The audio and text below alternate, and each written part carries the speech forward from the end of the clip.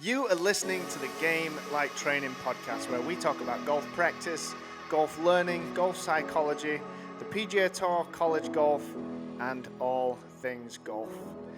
On this show, we try to bring on industry experts, world-renowned academics, and pioneering professors. Basically anyone that is of value that can give us information and education on being better golf coaches or better golfers. Hey, I'm your host, Matthew Cooke. And I'm your co-host, Iain Highfield. And to get started, I just want to say that we love golf and we love helping people. And it's that combined that's driven us to create this podcast. There's so much good information out there that we believe it's our responsibility to share that information with as many people as we can. So, if you like what you hear, please share this podcast, leave us an honest review, and make any further suggestions of who you'd like us to have on the show. Yeah, so Mum, just post a comment in the section below, and we'll try and get that person on. One of our two listeners. Well, I think today's guest's gonna drive a few more listeners our way. Just a few. A good friend of ours who we've spent a lot of time watching and learning from, Mr. Spencer Dennis from CoachNow. Spencer, how are you? Hey, boys. Yeah, I'm doing well. Good to chat with you. Thanks for joining us, mate. Really appreciate your time. Of course. So, Spencer, for the few people that don't know yourself or don't know CoachNow from the golf world that will be listening to this, just a quick introduction on maybe your journey, because it's an interesting one that golf coaches should hear, and then tell us a bit more about CoachNow. Yeah, well, appreciate being on with you guys. And to give you the quick background for anybody that's listening, I was a coach and still am, but I was coaching full time for about 10 years. And I was doing it at the one-to-one level as a kind of a solo coach. I was director of instruction at a country club in Los Angeles area. Then I worked in the academy world with the Gary Gilchrist Academy. So I've seen a lot of the different ways that people go about coaching, and I've experienced them myself. And the catalyst behind creating CoachNow, which once upon a time was called Edufy in the golf world, that it was a very well-known name. We've rebranded. We can talk about that later if you want. But ultimately, the journey to CoachNow was, for me, I was just a really, really frustrated coach. I had a difficult time communicating to the stakeholders that were involved in an athlete's development. So an athlete maybe has mom and dad or guys like you that work with them on the mental and the training performance side. I'm the swing coach. So collaborating amongst all the athlete stakeholders was really, really difficult. So I was coaching 40 or 50 hours a week, and then emailing, texting, and doing all these other things, another 40 or 50 hours a week, to make sure that the information that was most important from our training time would get not only to the athlete, but everybody else that was involved in the athlete's development.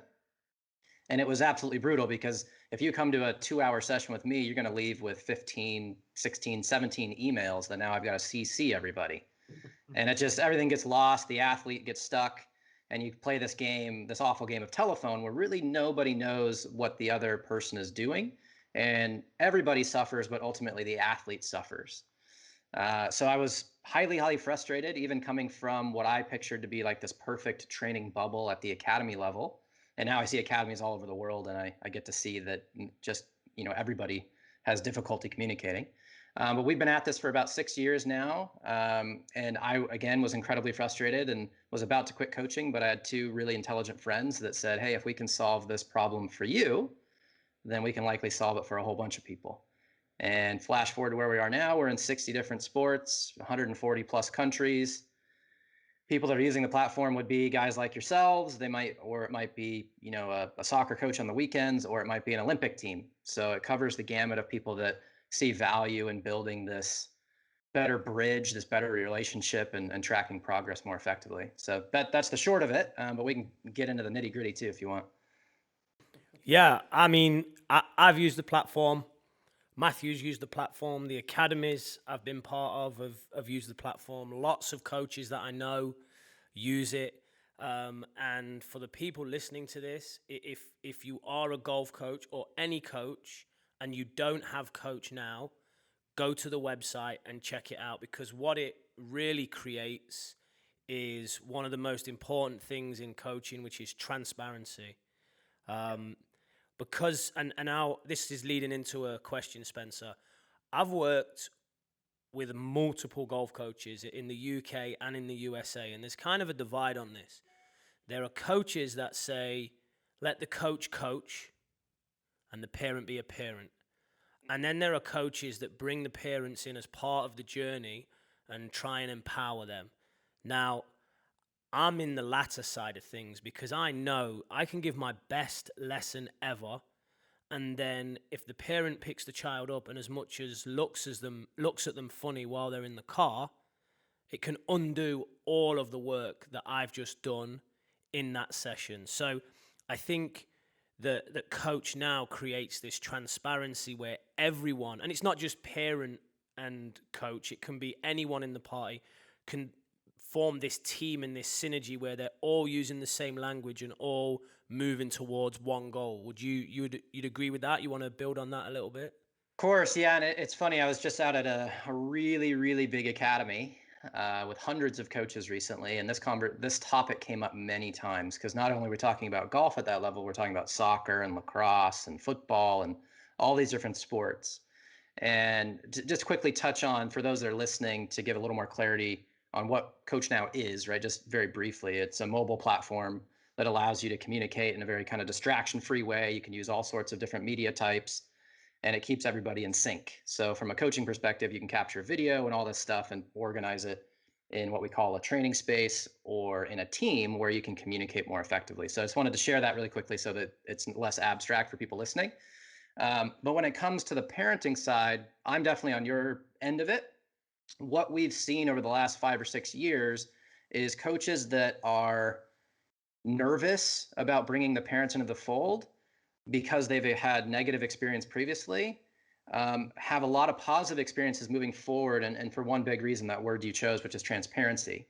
So we know, or we've seen, that parents are usually difficult or demanding or these helicopter parents of sorts because they have no idea what is going on, right? So they send their son or daughter off to a camp, a clinic, a one-on-one lesson, an academy, and they get almost no feedback.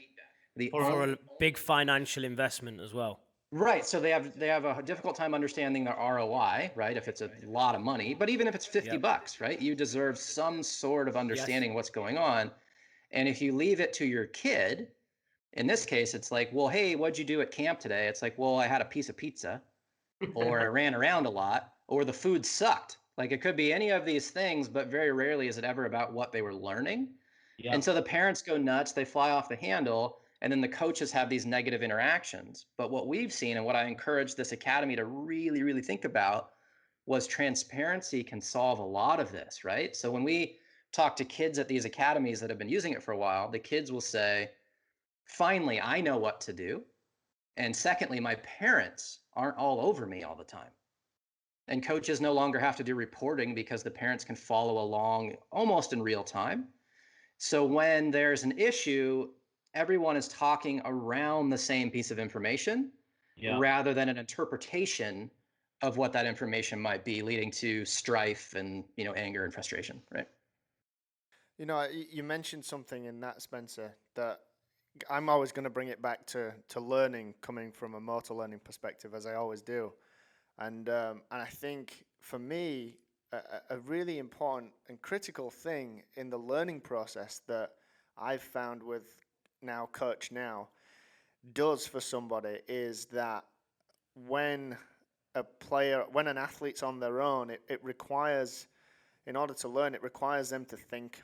If there's no thinking basically on an athlete's own accord, then essentially there's no real progression in the learning. So an athlete has to reflect on things and has to try to cast their mind back to remember what they did with their coach. And just the simple act of going on their phone or the tablet or wherever they have the app, and just looking back on notes to try to clarify if what they're thinking right now is what they talked about in their last lesson with coach, or what they're doing in the gym right now is what they last did with the fitness coach. I just think that the app having the ability to facilitate an athlete to do that strengthens and enhances that learning process. but I'd be really interested to know from you if you have any data or insight into how much engagement does the platform get from an athlete? Do you know that information?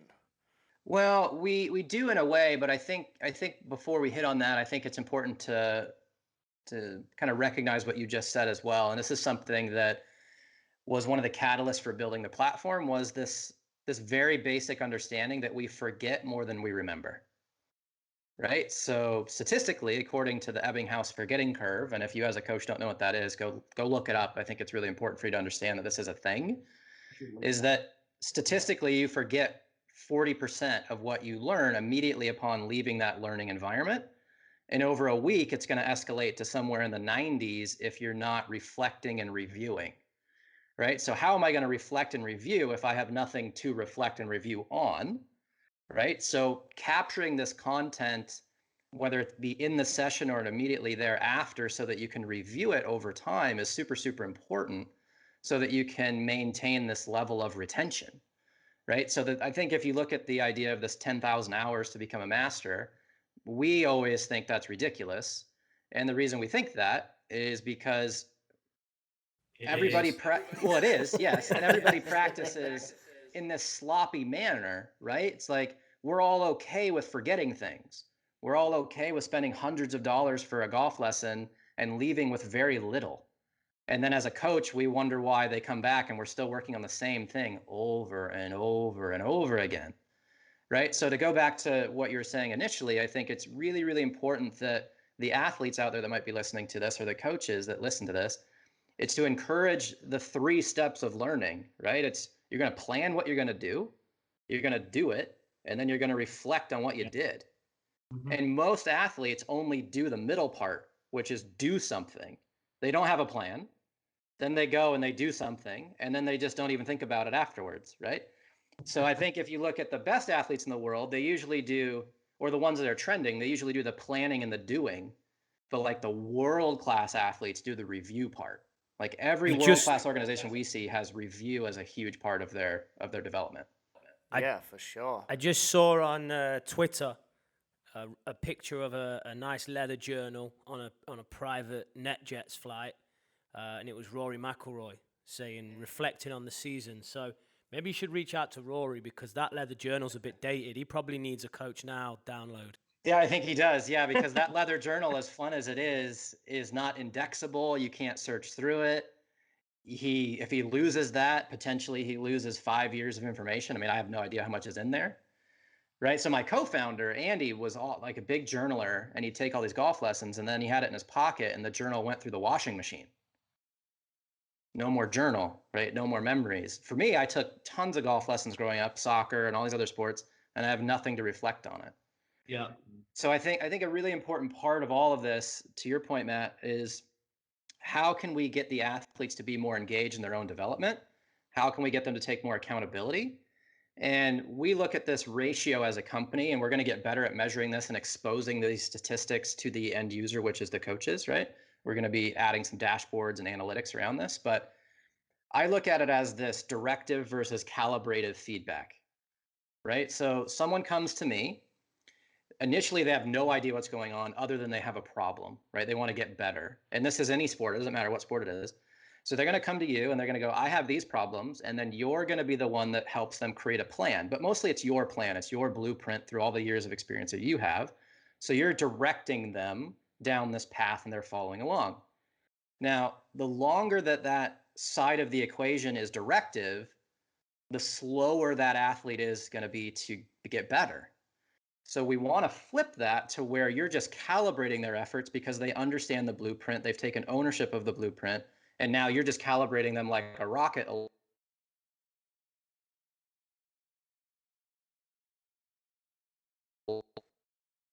what's most important.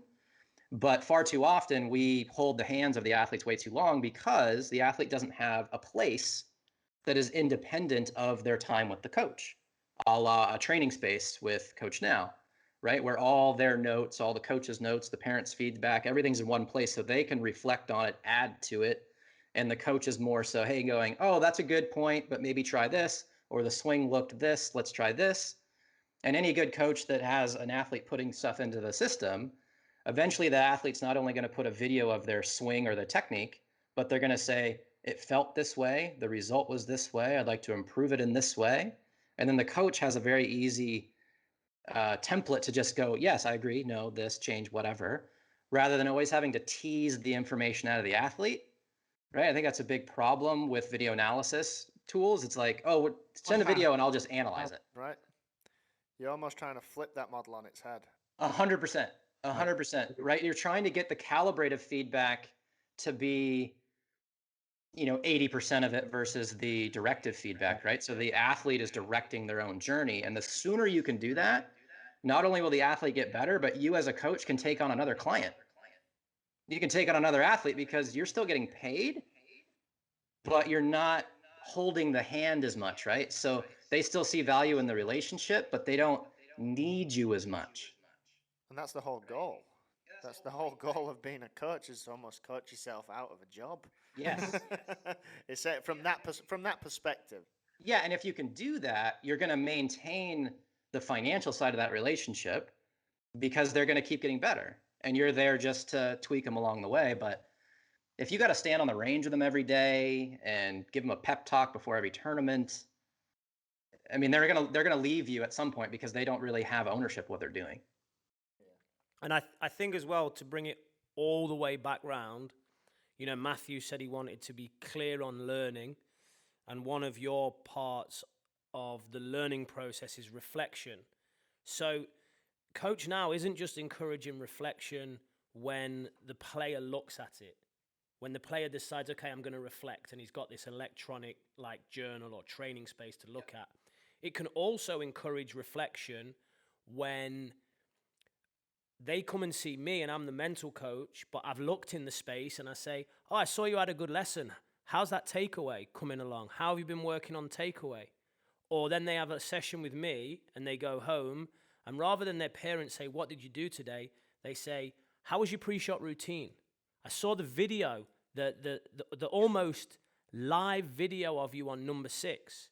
Your pre-shot routine looked great. What was good about it? Now, all of a sudden, through this platform, we're empowering other coaches and parents to ask questions that reinforce this regulation process, which then in turn can help with the planning process. So for me, it's the transparency and the clarity. They're not aside from the learning. They fuel this planning, acting, and the self-regulation process. It's a very good collaborative tool, isn't it? You could almost see it in an office environment. Different teams working with the creative team, working with this team, the graphic designer working with the writers, and everyone kind of just having their specific skill set input into this one project, but the project being right now an athlete. Yeah. It's the collaborative tool. You've nailed it that way, because we look at it as a project-based learning platform, but it just so happens that this particular project is somebody's sport and there's really no end to that project, right? So somebody playing golf or soccer or tennis is usually not a finite piece of time. It's a journey along the way. But to your point, you could say, well, I want to make a cake. Here's the project, and there's a start and a finish to that project. And then you create another space for making a pie. I mean, it doesn't really matter, but you're going to bring the people in that need to be there, and you're going to track it along the way. And I think back to Ian's kind of earlier question about parenting is that it doesn't really matter if you want the parents involved or you try to cut them out. They're going to be involved. Yeah, absolutely. So you might as well welcome them in, because that way they're going to do less damage, right? How many times have you left a student on the range, and mom and dad come in and say almost 180 degrees opposite of what you just said to that athlete, and the athlete has no anchor to say, no, dad or mom, this is what we were doing. Please just follow what coach is saying, right? It's going to be bad either way if you don't let them in. The one that used to drive me crazy was when we were in academies, you used to get coaches come in and go, oh, that kid's got no chance, his parents are crazy. And I would say, so what have you done to educate the parents? Well, what's the point? There's no point, blah, blah, blah. And no, that's, as a coach, your role is to try and help this student enhance their performance. Therefore, if educating a parent is going to help this student enhance their performance, then you should be doing that. You know, the excuse of kids got no chance, parents are crazy, but I'm still going to coach them and take their money. That just doesn't line up with me. No, and we work with, like I said, 60 plus sports, right? So we've got soccer teams, rugby teams, lacrosse teams, whatever. Many crazy parents. Yeah, then the kind of thing is like, well, you did golf or you're doing golf, and so you only have to do with one parent at a time. It's like, well, no, if you're successfully coaching, you're going to have dozens of parents, just like a soccer team. So really, if you're running a soccer team, a big part of how you're going to make your team effective is to coach the athletes, coach your coaches if you have assistant coaches, and coach the parents. Yeah. You're all working together for the betterment of the athletes and the success of your team. Like if you're a competitive team, you're going to want to win. So everybody is there to support that. And if you exclude one big chunk of that and make them feel like they're not important, whether they want to or not, they're going to sabotage the entire thing. And they're going to be the parents on the sidelines yelling and screaming, getting red cards because they don't feel like they're a part of what's really going on. Yeah. I think Spencer, you know, I think, what was it, 5 years ago when we first met? Yeah, about that for sure. This convention and talked. And would you say now that you've got the golf market cornered? There's a majority of coaches are using CoachNow, or do you think there's more scope for you in golf? Well, I think golf we've had a lot of success in. I think the people that have really understood it are those at your level, more of the high performance level, or more at the academy level, director of instruction type of level. I still think there's a lot of opportunity with those that are running camps and clinics that are more part-time coaches, to hopefully understand the value of something like this to where it can save them time. It could maybe move them from part-time to full-time. We are doing really well internationally, but I think golf, we still have some room to grow. But at the same time, a big focus of ours now is really moving into these other sports that are underserved, I guess, in the sense of communication, and coaching practices, right? So if you look at soccer, there's tools like Team Snap that are, when I say communication, it's more of like practice is at this time. That's not what I'm talking about. I'm talking about coaching communication. Like, here's how your son or daughter is doing in development. Here's what we did in practice. Here's the drills you need to practice. Here's how we're going to help them get recruited. Here's their, digital journal in a way to help them document their training. And if they're hurt, let's make sure that's looped in so we can get their rehab going. So there's a lot of tools that help you schedule and show up to practice and collect payments for jerseys or something.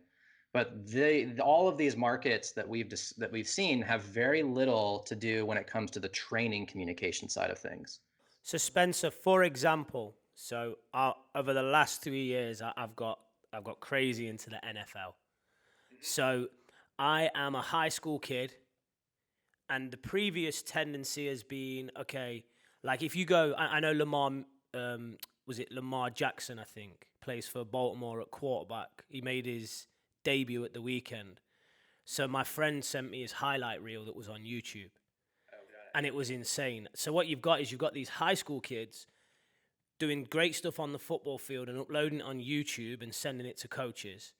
But theoretically, you could now have CoachNow, and you could put your best highlights into CoachNow and invite a college football coach or an NFL coach, if you're already there, into this space and actually have it more personal and interact with them on a higher level. Would that be something that CoachNow gets used for? Yeah. So whenever I go to these multi-sport academies or talk at these coaching conferences, a big part of what I say is that if you give me enough people on the field and a really good videographer, I too could look like a star quarterback. With good enough editing, Matthew too couldn't. could look I amazing. agree, you might be able to. We're going to struggle to find. We need Steven Spielberg for this guy. As I'm sat drinking a Dunkin' Donut. Yeah, but you get the point, right? Is that you can tell the story however you want with editing. But I think that's one piece of the story, right? So there, you're going to have your statistics, you're going to have your highlights, but then what's going on in the day to day? What's going on in the gym, on the field? What kind of accountability is this athlete taking? So if we just talk about D1 sports and the recruiting dollars that are spent there, a lot of times what I'm hearing is that coaches are recruiting someone and they don't really know who they are. So when they get to school, a lot of times it's a bust, right? It's not really the best spent money. Then additionally, coaches are spending tons and tons of money flying across the country to try to meet with people because they don't have a good sense of what's going on. So Awesome. if you're like the number one draft pick out of high school or out of college, yeah, your story is going to kind of tell itself. But if you're anywhere in the middle, a bubble kid or somebody that's kind of feeling like they're on the upward swing, you're going to need more things to tell your story. And a big part of what coaches love is to see the dedication that you have to your training and how you respond to your coaching feedback. That's awesome. I'd agree with that. So, Spencer, just before we wrap up, Sure. one more thing. Like I said, it's been 5 years since we met, and I've used the platform straight away, and I can't speak highly enough of it or of what you guys at CoachNow do and your trajectory. So, what's next, man? What's the next adventure? What have you got in the pipeline, or is it top secret? Well, some stuff is definitely top secret, but I think one of the things that just happened that is public news is that we've partnered with a group called Sports Engine, who is co-owned or the majority owned by NBC Sports. And Sports Engine is an awesome platform for scheduling and team management and roster management, and their customers are leagues, right? But they have all these coaches within these leagues that need an opportunity to communicate more effectively around their coaching and their training. So that's a really big one for us to identify these different verticals and try to understand how we can help coaches more. Because really our core value or our core mission of what we're trying to do is just to make coaching easier, right? Because coaching really, really matters, and we want to make sure that coaches' lives are easier and that athletes get the most from that relationship. So that's one of the things we're doing. And then on the development side, we're just going to continue to improve the platform, simplify it in certain ways because we've identified some communication things that we want to improve. We're going to upgrade some of our analysis tools for those that really like to do that. And then down the road, we're going to be looking for ways to suck in more information or more data that's important to the coaching practice. So whether that be statistics or whether that be in the golf world, I guess, or whether that be ball flight information or whether that be fitness information, like someone that's running 3 miles every couple hours, like you just did. I would lose. Running is a loose term. We can say waddling or Modeling for 48 hours. Yeah. So our goal is just, again, to consolidate the communication, all the disparate data and media all into one spot.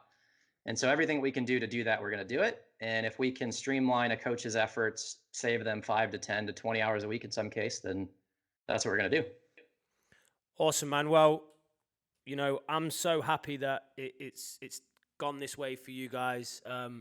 You personally have always had a growth mindset and someone that myself and Matthew have listened to and always tried to model things that you're doing. And obviously that transcends into CoachNow as well. So keep up the good work, man. And I hope even if one person listens to this, downloads CoachNow and starts to create this practice environment that's transparent for everyone to push the athlete forward and communicate, and it'll be worth it. Yeah, and I would say to all the coaches that are listening, just if you're interested at all, reach out, schedule a call with us. We're all coaches, so we can jump on a video call with you for 10 minutes, learn about your business, what your goals are, and if it's a good fit, we'll help you. And if it's not, it's rare that it's not, but if it's not, we'll be honest with you too. So, and we'll write a couple of blogs, Spencer, to surround this this podcast as well for people that prefer to read as opposed to listen. All right. Beautiful. Well, thank you guys.